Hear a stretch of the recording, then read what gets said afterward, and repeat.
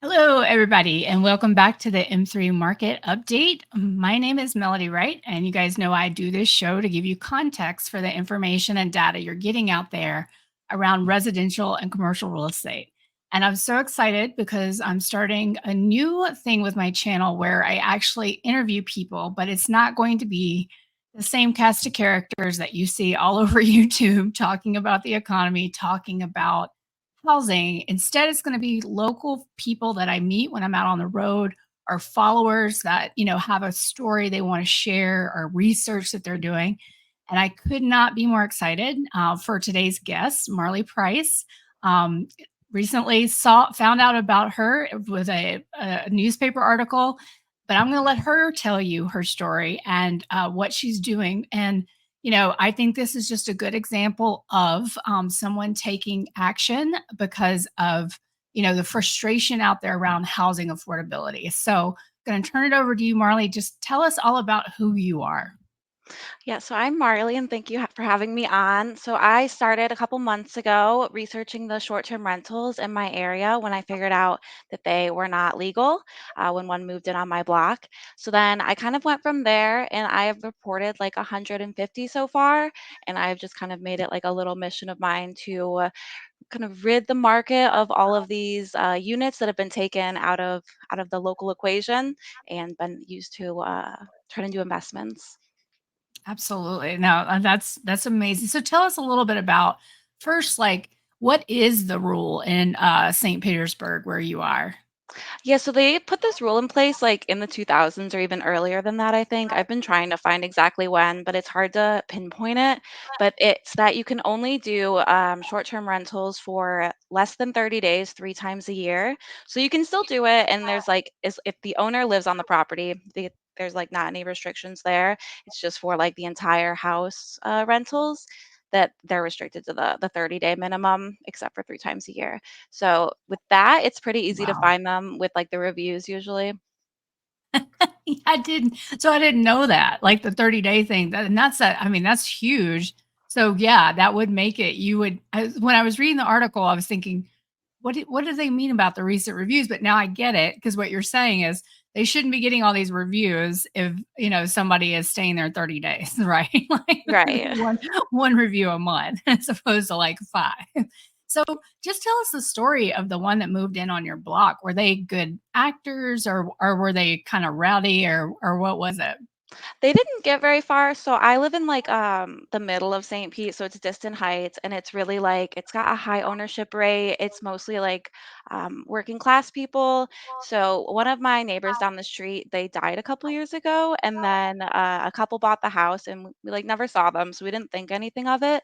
But directly across the street from them was an older woman that she usually was like outside in her yard for the day, and we loved to like stop and talk with her. She liked our dog a lot. But then she told us that they, in passing, mentioned to her that they live in California and this is just their little side hustle and they would be Mhm. using it as an Airbnb, which I thought was crazy because, like, we're not near the beach. We're not Right. really close to downtown. I was like, why would someone stay here? And they were charging like $350 a night, which is crazy. That is So then crazy. I waited for them to get the like the three more than three reviews and then I reported them and then my dog died. So then I had like a lot of time on my hands. So then I was like, there's Mhm. actually like a lot of these that I could be like spending my time doing. So then I just kind of kept looking into them. Well, I can imagine that you are not the favorite person of some of these folks.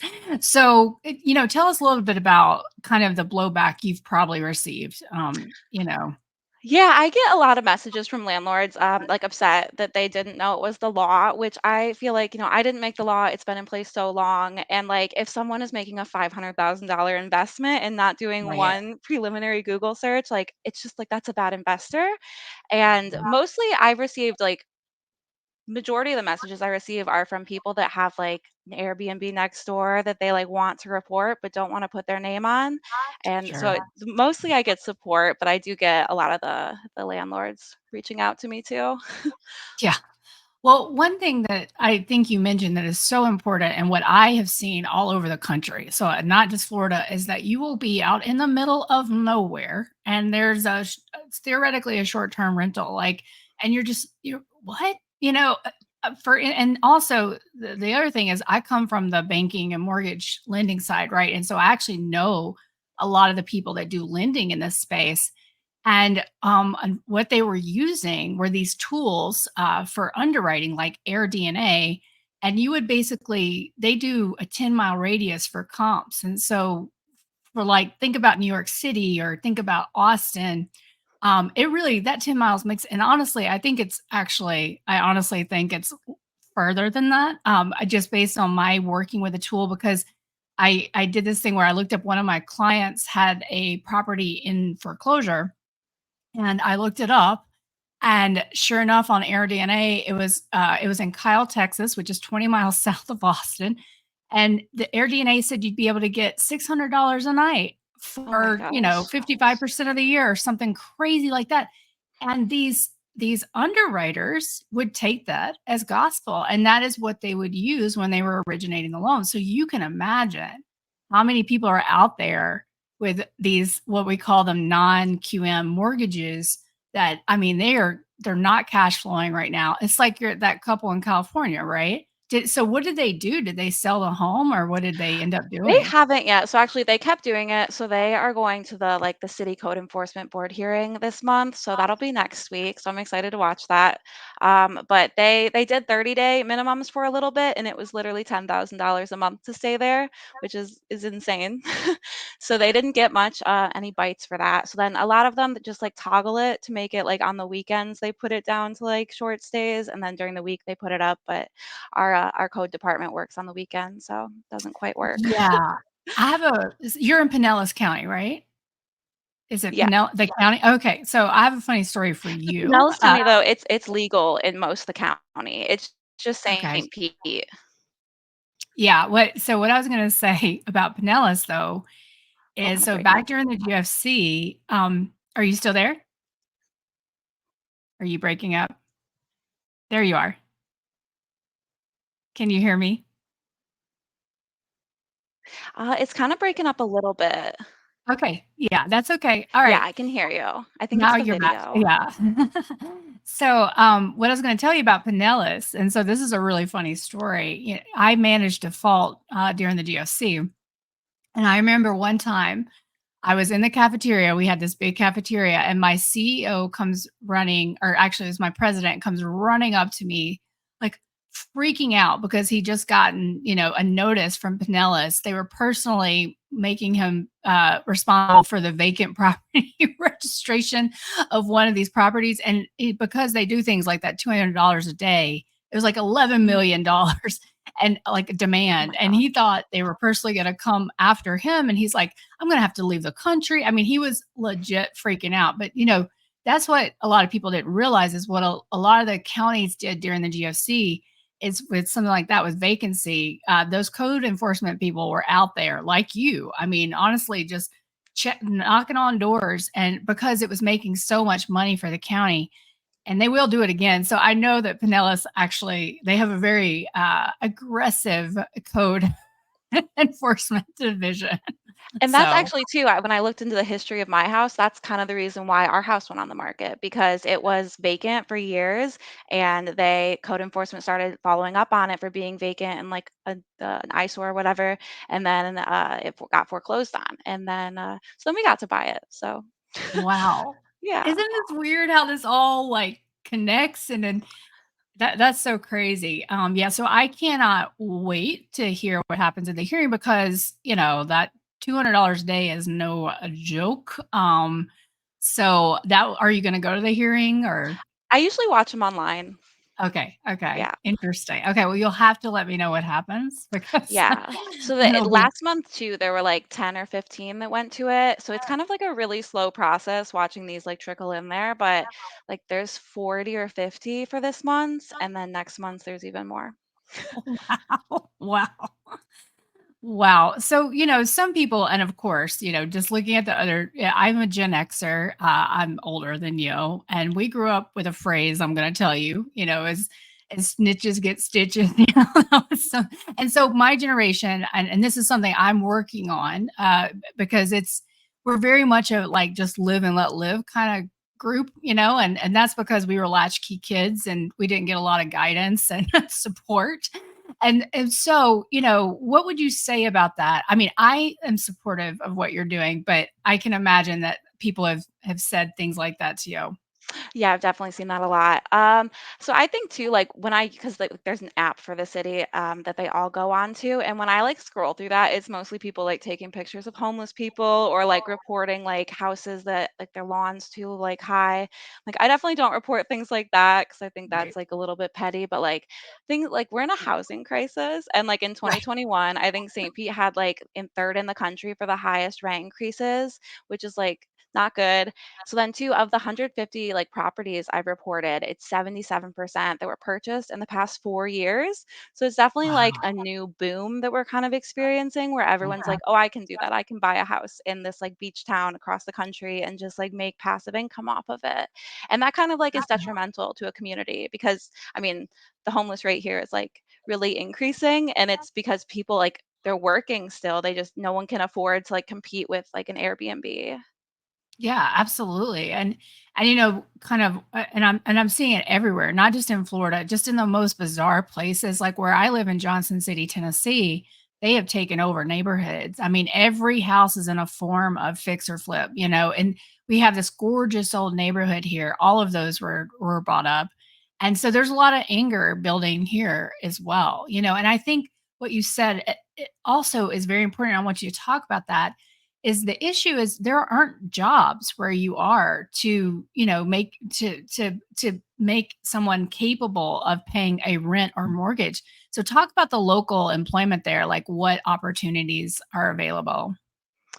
Yeah, I would say thankfully, like, especially where I come from, because I'm from Ohio. I moved here like 10 years ago, and like the job industry here is definitely better than Ohio. So Mhm. there is that. And like, I feel like most of the jobs are in Tampa, so it's a lot of people commuting. But definitely locally, the city's been working on that too. But just with how much the rent goes up because people want to do this like vacation rental thing, like it's hard to compete with that when you're working like an actual job and not having like Mhm. passive income to like I don't know, just Mhm. afford 10 houses. Right. One thing, so I agree that Tampa is better off in many ways than a lot of cities in Florida because, in many of the cities, really you're in service or or you're working in Publix. I mean, that's really that's your two options because there's just not a lot of industry. So what do most of your friends do that in the area? Yeah, so I live with my sister and my boyfriend, and we all have kind of like consultant jobs. My sister works for like a sports industry in the sports industry, and my boyfriend in the IT industry. So there's kind of a lot of that. There's a lot of like diversity for that, I would say, but mostly consultants. So what do you think what do you think is next? Do you are you planning to go bigger or just keep it, So to my your main local? thing is with the city is I want them to like hire someone to do this because like we've had this like wonderful rule on the books for so long, and like a lot of cities now are grappling with this, trying to like figure out a way to deal with it. And in Florida, there's nothing other cities can do because in 2011 and 2014 they like overturned the city's ability to regulate these, which like really sucks for anyone that didn't have rules on the books before then. So I get people reaching out to me from like Pinellas Park or like St. Pete Unincorporated, Largo. They have no rules other than occupancy and parking, which the city can't, they don't have any way to like have recourse for that. And they like are well aware of that and they have talked about it, but there's just like nothing they can do really except like try to buy people more like noise machines to like see if it's above the limit, which then it's like that you're constantly sending resources out to check on these houses. So then it's like outside investors are draining the city resources, which also isn't Right. good. So Right. I'm glad St. Pete has the rules, but then as they, well, the people that invest here, I would hope they like go invest somewhere else where it's legal. But then that would just kind of push them to like South Pasadena unincorporated here. It's like close to the beaches and kind of close to downtown. So if you look on Airbnb there, it's like a cluster, like the whole Mhm. neighborhood is Airbnbs.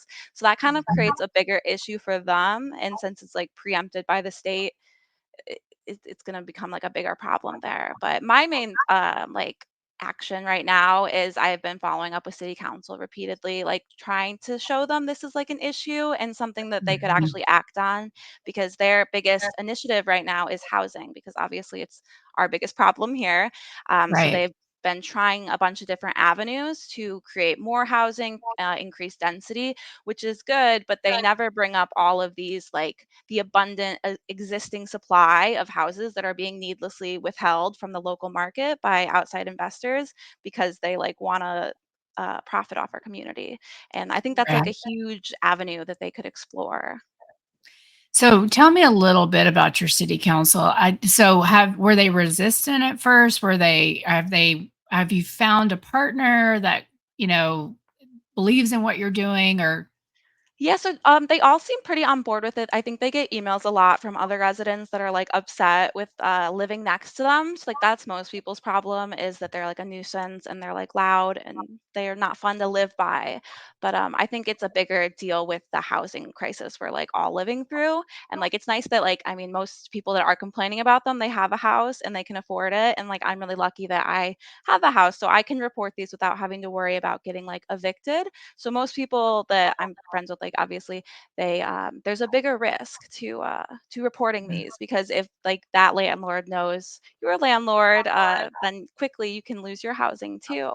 So I right. feel like if not me, then who? I might as well just report them. But the city council has been receptive. Right now they're pretty tied up though. They're like doing a stadium deal. It's like not great, but they are going to be like busy with that basically for the rest of the summer. So then after that, I'm hoping they're going to bring it back up. They're also kind of waiting too because Florida right now, the legislature last session they passed a bill that's on the governor's desk still that would it wouldn't impact St. Petersburg at all because we would still be grandfathered in, but it would like give them more tools they think to like create a registry if it does pass, which it's like not really clear if it's going to or not though. So they're waiting on that too. What is that bill name? Do you know what it's I called? think it's like SB 281 or 282, Okay. and it's like a vacation rentals bill. And it's mostly they are saying they're trying to make it more of like a uniform process, but it's mostly just taking away the city's rights to do anything about it again, which they already can't do anything about it. And Right. So yeah. you think DeSantis is gonna sign it? It's unclear. I know a lot of Okay. the land like the hosts, these hosts have created quite a few little lobbies to get in his ear with, but they don't know either really. Yeah, interesting. Yeah, I think, you know, what you're seeing all over the country are local groups really kind of getting involved, standing up, to get organized about it. In Dallas, they were supposed to have a hearing at the beginning of the month about their ban, which was a stay was put on that because somebody challenged the ruling because it was a ban, but it was challenged. But I can't find there's not a new trial date. It got rescheduled. And I mean, I think this is very political. And I think that, kind of like you're saying, this is an affordable housing crisis. The answer is not to just keep building when like just build it's just not. We have to look at these other options and what is causing the problem. And so I am a fan of capitalism and free markets, and I'm a fan of people being taking action and trying to take care of their family that if they are investing and they're doing it responsibly, there's nothing wrong with that in my opinion. However, when they are taking housing stock away from communities and they're not participating in I mean, they're not in any way adding value to the community because they don't even live there. So I think that is the opposite of what one would want in their communities and where they buy a home that they want to live in. So yeah, I think it's been like a really uniting topic too, because a lot of people that have reached out to me, like, I mean, no one likes living next to a hotel. Like, so it's not just like a one side or the other thing. I found a lot of lot of similarities with people through it because I mean, the only people that like them are the people that own them, the people that are Mhm. profiting off of them, which kind of sucks because then it's like just taking money out of the community. Because so with my 150 reports, I look at where each one like actually lives, and only 7% actually live within the city, and 58% live outside of the state. And so that's like a lot of them is it's just they're saying, oh, we're adding to the economy, we're like bringing more tourists in, but tourists are coming to St. Petersburg regardless. Like no one's coming here because there's one house they like really like staying at. They're coming here because like we have really nice beaches and really nice parks. And they're going to come regardless because there's tons of condos, tons of hotels, and also there's tons of areas where you can do Airbnb totally legally. And people just Right. don't find the time to Google it or call the city and ask. Right. And that is truly, so I was around for the GFC, but what's truly shocking about having the knowledge that I have now and watching this all happen is how little research people did. Like they didn't look at anything. They got a brochure. Their friend said, "Hey, I'm doing it. Do you want to do it? Here's a brochure. I've got the perfect property for you." And they talk it all up, or they and in the rare instance where they actually visit it, because that is something I've seen, they don't even go visit. But in the rare, I mean, that's why I'm seeing so many of these delinquent mortgages on these short-term rentals that are in places that would have never, I mean, it just would have never made any sense and why it's there. But, so it's just, it's watching just, I mean, if I was going to make a purchase of that size, I would definitely do more homework. Yeah. Yeah, And I there think was one that of the first ones I reported that the girl had like posted on Instagram about buying the house. It was like her third investment property. And she was like, I bought this sight unseen because it was such like I needed this house. And it's like you bought it sight unseen. You didn't Google if it's legal. And like you've never even been to it. oh, wow. That's amazing. So what is your sense, of how they're doing, like, in terms, like, financially right now? Is tourism down, where you are, or is it still It very doesn't steady? feel like it. They're Yeah. like, surprisingly, there's a ton of business. Yeah. And then too, as I report, because I mostly report outside investors, like, I don't report local hosts very much unless, like, someone either comes to me and says they're a nuisance or, like, they're specifically, like, in my neighborhood. So I definitely seen their reviews, like, skyrocket too as I take out, like, because it's definitely, like, a super saturated market, like, there's tons of them. Wow. Wow. So, do you think that this would be something that you would, like, do in other places, or you're just gonna stay focused on your local market? If I knew other places like had rules against it, I would definitely love to help with it. But as I look into like I've gotten a lot of people that have reached out and been like, "Can I do this in my city?" And when I look into it, like it's always a very like not clear, like it's never super clear what the rules are. So it takes a lot of like communicating with the city. Like I know I've had to ask our like codes department like a ton of questions because it can be like confusing and Mhm. it takes a little bit of work for someone that wants to invest in that and they don't typically do that. But even with like in Texas, it was either Austin or Dallas where I had looked into because someone asked if they could do it there. And I thought maybe they could, but then I saw that the city got sued. And so they were gonna like it got overturned. Which Mhm. has they've tried to do that here like a bunch too. And that's why I've been trying to find like when this all like kind of started with their rules. And I think it might be older than me. But in Yeah. Clearwater, they've had these books on like these rules on the book since like the 90s, and they didn't really enforce it too much then because it was probably like a lot harder. But then, so in like 2002, I think the like 23 hosts sued the city, and that's why there are 23 properties that are grandfathered in that are able to do short-term rentals in residential areas, and it's because they did a lawsuit in like very beginning stages. Wow. So, something I really loved about when I was reading your news story is that, you know, th- a lot of people are feeling very hopeless, especially in your generation. What would you say to those people? I read what you said in your story, but what would you say to those people who are so frustrated and just feel like it's completely hopeless? I think there's like a lot that can be done. So like I know like my like in general we're very my age group has become very like involved with like local or like activities, government, things like that. I know when I talk to my mom about these things, she's less like inclined to do that. She's kind of more like, oh, it's useless either way. Like there's nothing we can really do.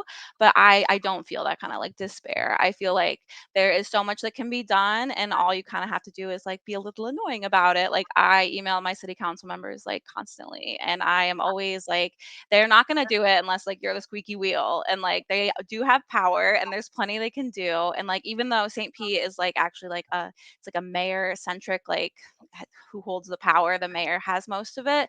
He's like harder to get in contact with. So if the city council is actually trying to push him to do something, like he will eventually have to listen. And there's Right. lots of organizations too that have kind of like gotten his attention that way. Like the local churches have, they've come together and created what they call FAST, and it's about like affordable housing. And they are at every single city council meeting, and there are like 5 or 6 of them there. And the mayor has taken notice of that, and housing is his number one initiative, and they are making sure he sticks to that. What you just said is so important, Marley, and so few people understand, especially in your generation, because a lot of them don't know how to talk to people. I mean, I hate to say that, but they just didn't grow up conversing. They were doing things online and they're afraid. Like I mean, I remember the first time I had employees, they were afraid to make phone calls, like afraid to order pizza, afraid to like it was just because it's not something they're used to doing. But what you just said is so critical. The squeaky wheel tactic always works. Always.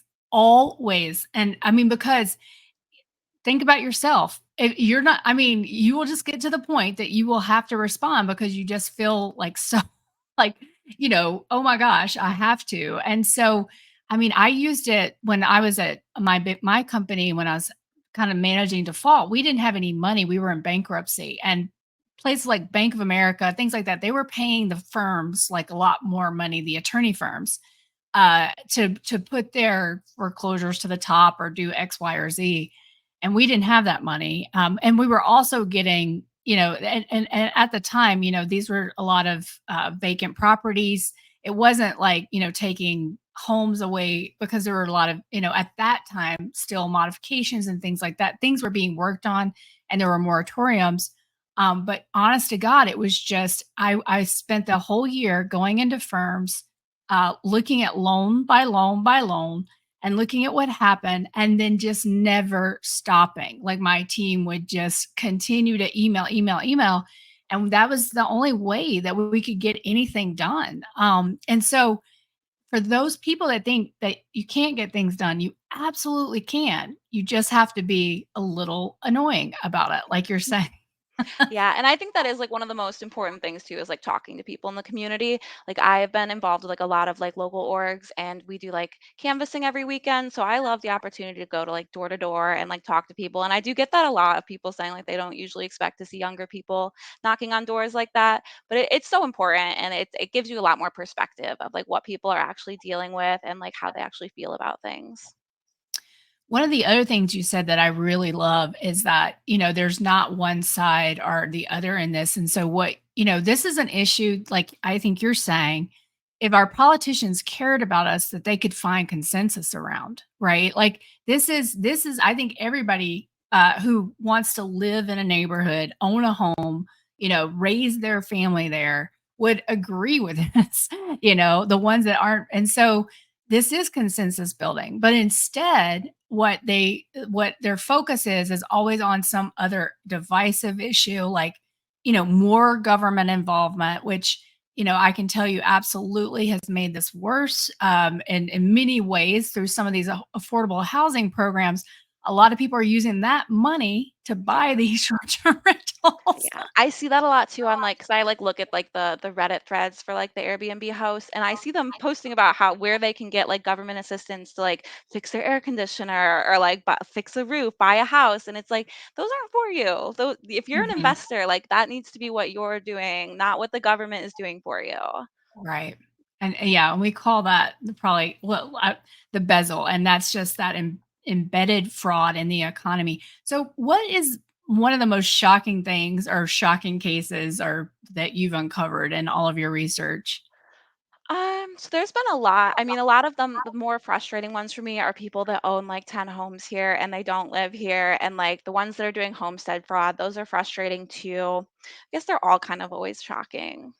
And, like, Mhm. the ones like, I saw one the other day, they're one street away from where it would be legal, so they're, like, where it's illegal, and then they bought this house, like, a month ago, and they way overbought it, like, they paid way more than they should have for it, and, like, it's a Right. starter home, it's meant to be for people that are, like, starting out, and, like, it's so frustrating to me that those are being taken off the market to be painted beige and to have, like, some IKEA furniture thrown in it just to, like, never be, like, used by people that actually live here, and, like, Wow. that's the biggest thing, I guess, too, is because I track too, like, the how much they're buying the house for, and then, like, the if it was homestead before they bought it, and the homestead fraud is frustrating after they bought it, but then before they buy it, it's frustrating too seeing these houses that were lived in by families now taken off the market. So it's like 45% of the ones that I've reported, so like 67 were lived in by a family before they became a hotel. And that's like Right. that sucks because that's almost 70 units that like are just taken out of the equation. And like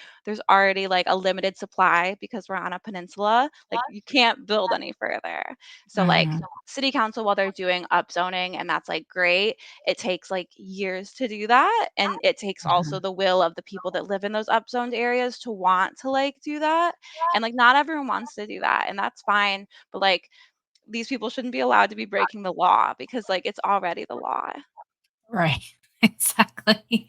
So, what would you wanna say? I mean, what message would you want to say to the people that are listening today? Oh, to do more research on investments. That's the main thing. Like, I think real estate, like a lot of people obviously use it as an investment, but like I bought my house because like I want to live in it and I like living by my mom and like I like the sense of community. I think St. Petersburg is like a really great city and it's nice that they actually listen when like you reach out and stuff like that. But just like seeing all of these things that like ripped away from the market, these like single family homes, it's so sad to see. And like I hope to see more. I mean, more governments are like doing things about it, which is great. And no one wants to live next to a hotel, really. Yeah, exactly. And one other question I have, has the hotel lobby got involved there? I mean, in a lot of the cities, the hotel lobbies are driving some of this. So that's what I hear mostly is that these laws are put into place because the hotel lobby like asked the government to. But as I'm looking back onto like, because I have like a newspaper subscription, it's like one of my favorite things. I love reading the old newspapers, but the argument has been the same over and over again. So I have been trying to find like where it started. But even in like 1999, I'm finding articles where the people that are fighting against this, it's like it's citizens, it's residents, it's people that are like, I'm sick of living next to a hotel. I'm not doing this anymore and I'm gonna be a little bird in the government's ear until they help me. So I mean, there's plenty of op-eds of people that wrote in that were like, "Oh, it's a big hotel, it's doing this," but no, it's usually just an annoyed neighbor that's doing it. Yeah. And in Airbnb, I saw an article recently. They've got their own little minions that they've been creating to go to city councils and Yeah. things like that. Like they've got like a whole press pack thing. I don't. You've probably seen it where they tell you exactly what to do. Yeah. I feel pretty comfortable that the city's not going to be changing their rules though, because the bill that was passed in 2011, if any grandfathered rules get changed by even one word, they lose the ability to regulate it. So it would be the Wild West everywhere here. So then the government's definitely, I mean, city council's not changing anything. That that is you seem to be in a very interesting spot for all of this. I mean, because you actually do have the tools. And I think what you're saying the most, what's so important is that you just decided to do something, right? Like probably 2 years ago. Oh, no, it was probably like, gosh, a year and a half ago, I was listening and I wish I remember who I was listening to, but he basically said, you want to help a billion people, then you just have to figure out the one thing that you can do that nobody else can do. And at that time, I was reading in the paper, in the media about everybody talking about housing, the shortage. And I'm like, there is no housing shortage. Like, I know this based on research, but why? And so that's when I went out on the road because I could not. I mean, I was digging into data. I was like, I spent weeks on permit data, just trying to figure it out. And I couldn't figure it out. But what I could do at the time is I had just started my own company. I had a good car. I was get in my car and go. And that's what I did. And that's what started this entire journey. And that's what I love about your story because you, like you said, a circumstance happened. You had more time on your hands. And the one thing you could do was this, and you're doing it. And I love that. Yeah, and I got a lot of pushback in the beginning of people saying like, "Oh, you're not gonna make a difference, like, this won't impact."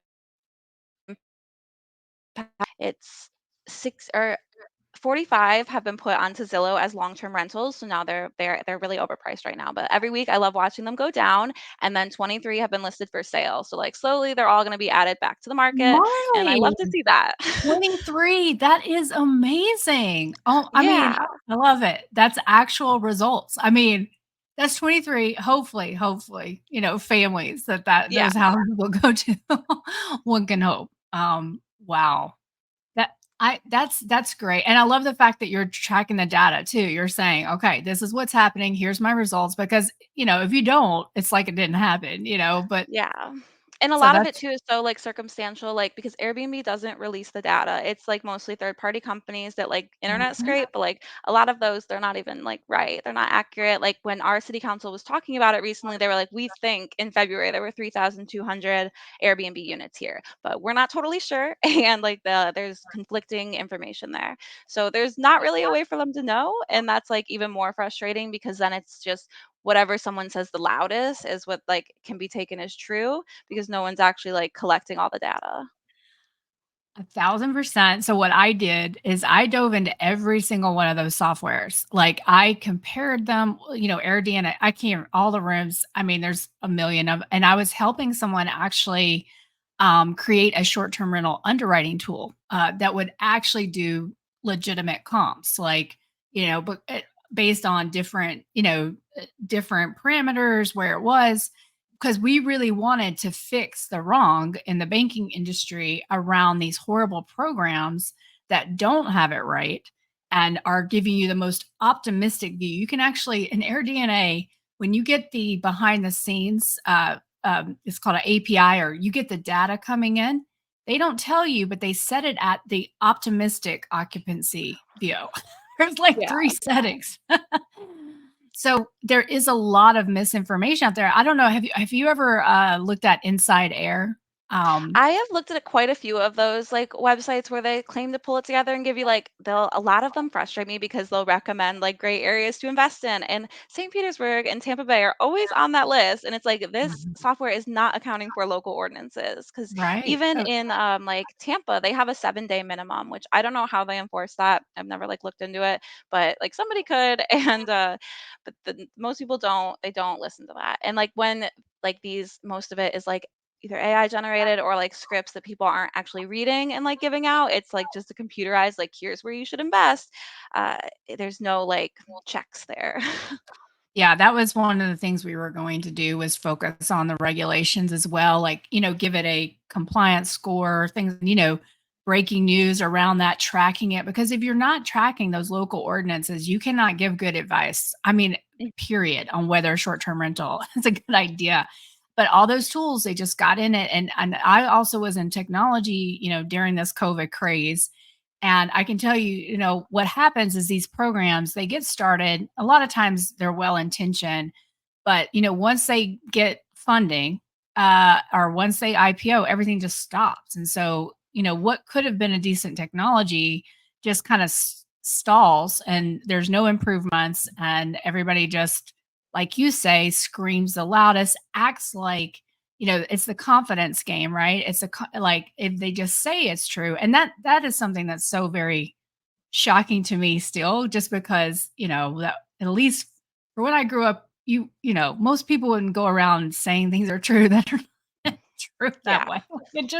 It seems to be so status quo now. Like, do you think that, or how do you feel about that? I do. I've had so many of the landlords that first started reaching out to me too, saying like, "Oh, this doesn't impact the housing market at all because these are two separate buckets. Like one is vacation rentals and one is long-term rentals." And I'm like, "Okay, but those overlap because they're both the same house. Like that Right. house is going to be used for one or the other. And if you're taking it out of like a long-term rental bucket, it's one less one less in that bucket, and that's making it a smaller supply. And it's like, it's really simple supply and demand, which I feel like everyone learned at some point or another. And when there's more supply, it can match that demand, and then the price is going to go down. And like, just seeing it line up perfectly for when the boom of especially the ones that I've all reported, it's mostly in the last 4 years that they were all purchased. And seeing that line up perfectly with the rent skyrocketing in 2020 and 2021 here, like it's like falls in line perfectly for me. And it kind of is like saying that those, like, sure, causation isn't correlation, but like saying that they don't correlate would be like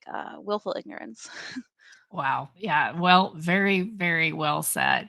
Have you done any other I mean, have you been doing podcasts and things like that? Or Not really. So when I first, so I had reached out to like the local news here like a couple times before it went, like I did a tweet and it like went viral. And like the point of the tweet wasn't even like to try to go viral. I was just like kind of frustrated with how many landlords were reaching out to me to be like, oh, like I didn't know the laws and that's your fault. And like, it's like maybe just Google it. But then after that, definitely I had like a ton of journalists reaching out to me, which was kind of cool because like the more um coverage it got, I've seen more residents get involved too. So like on top of the 150 reports I've done, there have been like 30 or 40 added from other people, which I love to see because then it's usually they're doing their neighborhood. So it's like I can't find every single short-term rental that's breaking the law in every neighborhood, but everyone, there's one person in every neighborhood that could do it. absolutely. I mean, it just like you say, I mean, we've got Google and that and you can and this is what most people it's funny too. Another thing I notice often about younger folks that I work with is they don't realize the power of research. Like they know how to use their phones, but they don't realize like what you can find. I mean, you can find anything, if you just put in enough little string words and things like that. And so it's all there. You just have to know it's there. And like in Texas, they have the central appraisal districts. You can go look up all the information on who, histories, the price, all of it, and people just, for convenience, they go to Zillow and that's their last stop. But Zillow has a lot of tricks that they do. Like, for instance, when you go on there, their default filter is coming soon. Those are not even available listings. I mean, what's happening is someone's marketing, that realtor's marketing it in the back end privately.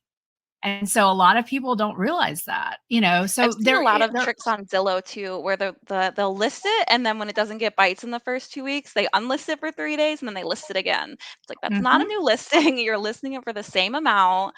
There's a mhm, lot of tricks on Zillow. I do really love, though, absolutely. with Florida, there's the sunshine laws, so everything is out there.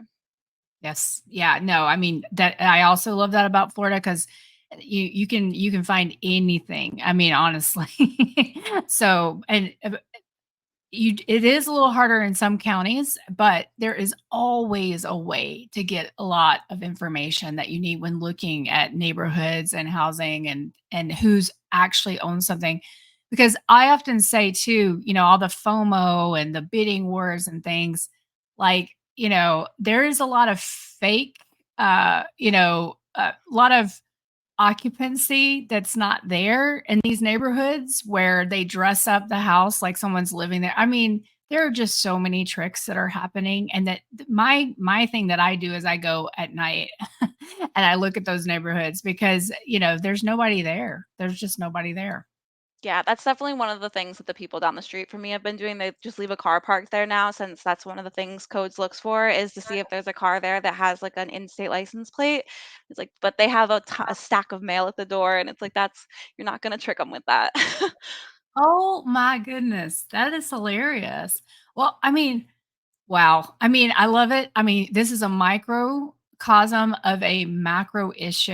I mean, I think that housing affordability, by the time this election is over, everyone is going to be talking about it if they aren't already, and they are. I mean, you read about it. It's going to be an issue. I just hope people understand, though, there's not a lot of political will to do anything about this, and so it's going to take boots on the ground and people showing up at their city council meetings. Like, it's not going to be Congress that gets us out of this mess at this point. At least it doesn't feel like it. So, what do you feel about that? Yeah, yeah, and I think there's so much that can be done. Like the person I canvass for is someone running for city council too, and they have a similar passion for me for Airbnbs, and they have taken over their neighborhood too because they live a little bit closer to downtown. So like the closer you get to downtown, the more there are on each block. Like you just zoom into anywhere, and it's like there's 10 in one neighborhood. So that's like one of their main issues too is housing and just trying to make it more attainable for everyone because the mayor right now, his initiative is actually called like housing opportunities for all. And it's just not when you're letting investors have like the first pick of everything. Yeah. Yeah, and and unfortunately, the investors often have the money to donate to campaigns and help in other ways. Which what we're starting to see in places like Miami, I mean, there's just so much fraud in city governments. And I think in some cities they were completely taken over by corporate interests. But that's because people stop showing up. Like, I can't remember who it was down in Florida who did a story about or basically what she said is like, yeah, well, my newspaper, I think it was the Miami Herald, we stopped going to city council meetings. And then that's how all these laws got passed because, or these ordinances. It's people just didn't have the coverage. They didn't know it was happening. And it was all happening in the shadows. Mhm. And And it's so hard so too when it's, like, so expensive to live here. Most normal people, like, they don't have time to do those things. They don't have time to, like, keep up with what city council is doing, especially, like, because like, our closest, like, newspaper is in Tampa, and they just have, like, a couple reporters that do St. Pete. So it can be difficult to, like, know what's actually, like, going on. So it's, like it's nice that there's a bunch of groups that are trying to, like, change that to make it more put a light on it. yeah, and I think that that's the importance of our fourth estate. I mean, that's why, investigative journalism is so important. However, we just this transition to social media, it's more about the hype, it's more about, kind of there's just not a lot of will to spend the time on these ordinary daily things. I feel like we've all just gotten a little too big for our britches, if you know what I mean. Yeah, We're we're definitely. we're chasing fame, we're chasing likes and follows, and we're not really focused on the issues that matter the most to us. Yeah, I do think the city council too, city government, they are like the most important place to start because they do have like a tremendous amount of things that they can do here still. Even though like a lot of times in Florida it gets preempted by the state, like I'll see city council pass something and then like the next month it gets preempted by the state, which kind of like always sucks to see. But there's still so many workarounds and there's always something they can do. Have you found a lot of international owners, or is it mainly like California? It's mainly out of state. I think of the 150, I think it's like 5 live outside the country, so not too many. I know seemingly it seems like they look up the laws more because I know in Largo, I've looked there a couple times and there's quite a few of international. Yeah. Okay. And well, I mean, I would hope so, Yeah, but we yeah. never, you just never know, do you? Yeah. Well, this has been absolutely amazing. I couldn't have, this is an excellent way to start because all of the themes that I am so passionate about, you have articulated and really the theme around we do have agency. There are things that we can do. And yes, maybe we're uncomfortable speaking, talking to strangers, but we just got to get over it. So I want to give you last words, and also I'm not sure if you want to give out your Twitter handle, whatever where people can find you. Please do that. If so, Uh, yeah, so I privated it because like landlords have been reaching out to me a lot. So I'll just say that thank you for having me on. I am on Twitter, if you look for it, and okay, to look into your short-term rentals in your neighborhood. excellent. Yeah, well, I do understand. I get a lot of every time you go into the arena, there is a ton of hate. And Yeah. it's, every day I have very strict rules of myself of when I go on and when I'm on, because it can be so, it's just strange your energy to have that kind of hate directed at you when you're just trying to do the right thing. It's been nice at least I've had more support than negative energy, so that's been good at least. But it's always I mean 150 owners I've reported, so there are 150 people I've upset. Yes. Well, Marley, I am appreciative of what you're doing. I'm also so excited to meet you, someone in your generation who, is just taken to the streets and doing something about it and not hopeless, because I feel like I see a lot of that and a lot of doom spending and a lot of, just people giving up. And so, I mean, this has just been very encouraging. And so I could not be more grateful. Thank you so much for coming on. Yeah, thank you. Thank you for having me. And guys, thanks so much for joining me today on this.